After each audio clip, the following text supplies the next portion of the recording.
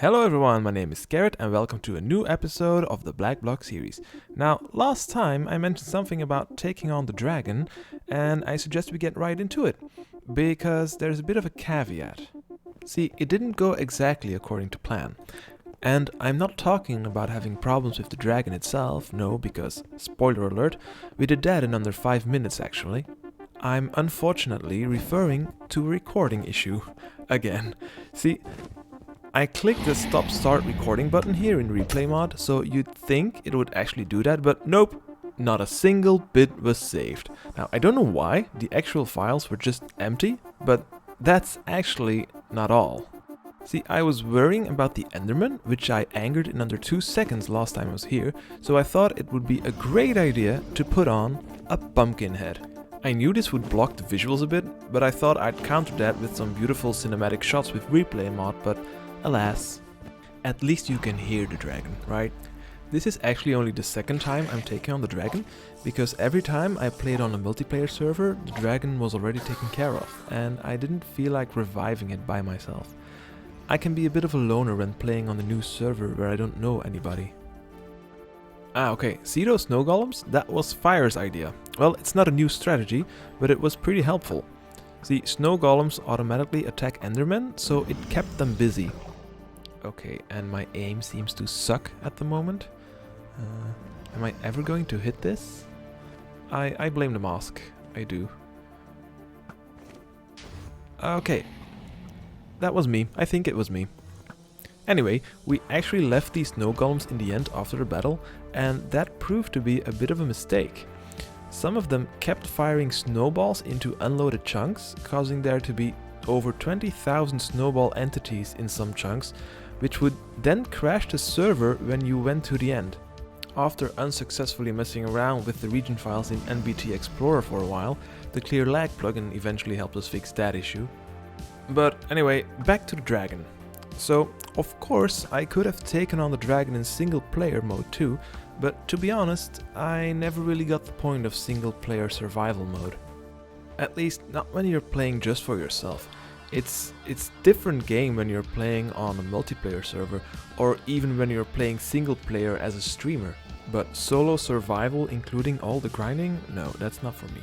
How many more end crystals do we need to destroy anyway? I guess I'll talk about this pumpkin helmet a bit. I didn't realize putting it on would hinder your vision like this. I mean, is this really necessary?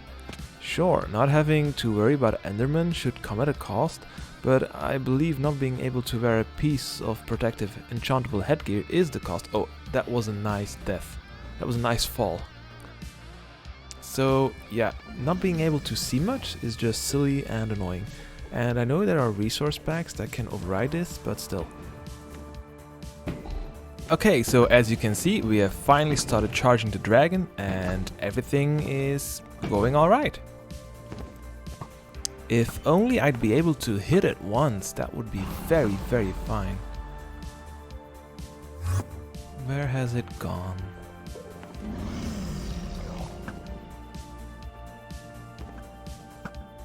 Ah, there, I hit it.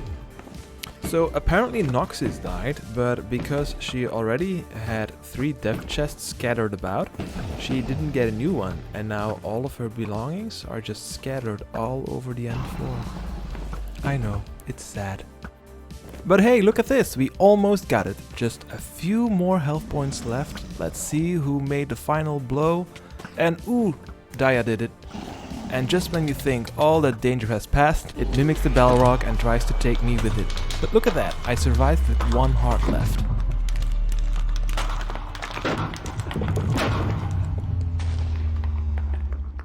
Because I was a bit too busy staying alive at this point, I missed the entire show and the XP shower, but hey, at least I made it. And here Pan was so kind to pass around the dragon egg, letting everyone get the next generation advancement. We're probably going to put it in a little museum back at Spawn Castle, or well, I say museum, but I mean we're at least going to put it up for display. Because, yay us! And now the important part. In one of my previous videos, I already created a simple mob farm, so I could start selling rockets once people went to the end and got their elytras. Elytra? Elytra? I always say elytra, but I noticed some other people say elytra. Anyway, now that the dragon has been defeated and the end city portals are open, I expect demand for rockets will, well, skyrocket. So I'm finally going to create my first shop on the server. Now obviously it'll mainly sell rockets. If you don't know, when you're wearing an elytra, rockets can be used to boost your flight. If you don't have rockets, an elytra is just a fancy paraglider, really. The recipe for creating a rocket is rather simple. It's just paper and gunpowder. Paper can be farmed super easily, but gunpowder can only be dropped by certain mobs, like the creeper. When it dies, it drops gunpowder, and that's why I built a simple mob farm a few episodes ago. Now, what else might I sell in here? Maybe gunpowder itself? Or maybe TNT at one point? When I've gathered enough sand, that is. I also have some saddles I'd like to get rid of, and it kind of fits the theme of faster travel, I think. And what better way to visualize what the shop is selling than to make the shop a rocket itself? Now, I don't want to model it after the default Minecraft rocket. I had something else in mind. Because it's quite the iconic look, and because I'm also from Belgium, I wanted to recreate the Tintin rocket. Luckily, someone else on YouTube beat me to it, and I was able to follow his design. I had enough work with gathering all the resources for it anyway. I kind of misjudged how tall it would become.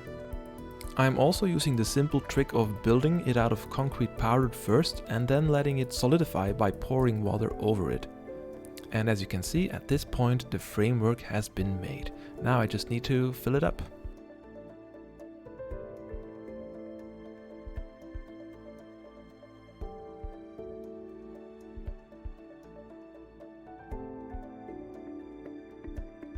At this point, the entire structure has been made out of red concrete, and all that's left is to put in the white checkerboard pattern.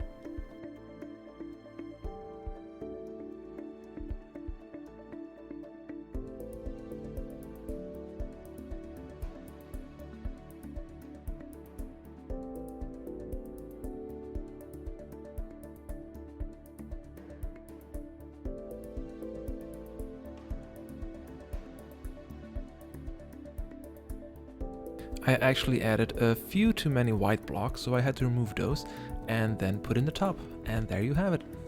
Now all I need to do is remove the scaffolding, add one little bit there, and then it's done.